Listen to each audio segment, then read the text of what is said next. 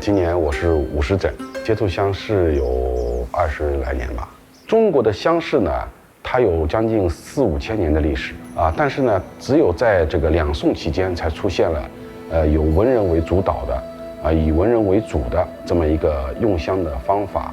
那么它有别于宗教用香和民俗用香，那么还有一些医药用香。传统的文人香席呢，就是由这些器具来组成的，最主要的是这个香炉，整个香席一直要用到这个香炉。那么还有呢，就是这个香盘和这个香盒。这个是取火炉，我们是用来烧这个品香时候的炭。这是香柱瓶，那么还有一些工具。工具里面呢有2件是非常传统的，这双就是筷子，但是在香工具里面呢称之为香柱，它是用来夹炭的，金属做的。这个呢是香匙，就是汤匙的匙，是用来这个铲灰和理灰的，也可以压灰。这是炭针，炭针在香席里面呢，它是用来理灰，也可以这个打孔，就埋炭的孔。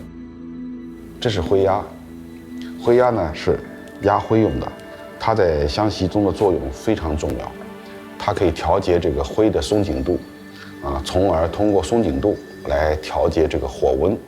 品香呢是左手捏在这个炉的颈部，右手呢是放在这炉子上面，使这个香气呢比较聚，放在鼻子下面来品，也不是凑得特别近。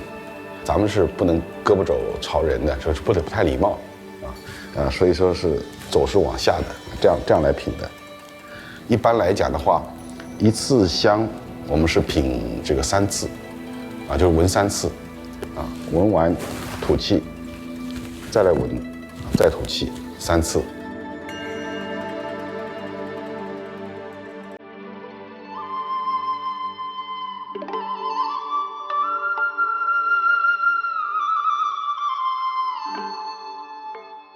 文人用香呢，它也不是在于取味和清洁房屋之类的并不是这样的。那么它主要是在精神层面的。文人呢，通过这个焚香来默做呢，是香的馨香和干净，对照自己的内心，看看自己内心是不是干净，以此来修身养德。这也是中国文人香事的一个最高的一个境界和最根本的一个目的。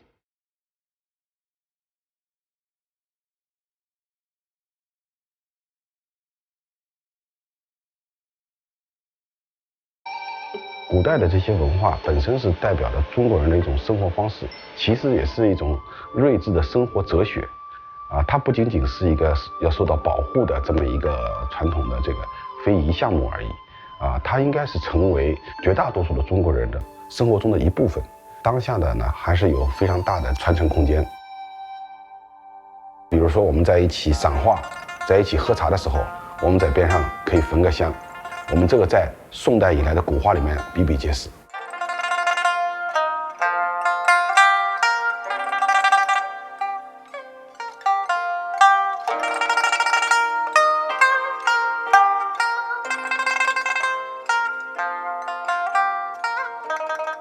因为我们现在的生活的节奏快，工作的这个压力生活压力比较大，所以呢就需要有一段的时间，拿出一段的时间，或者是做某一件事情，使这个节奏放缓、减压，对于这个减除这个我们的这个生活的这个机械的压力，都有莫大的好处。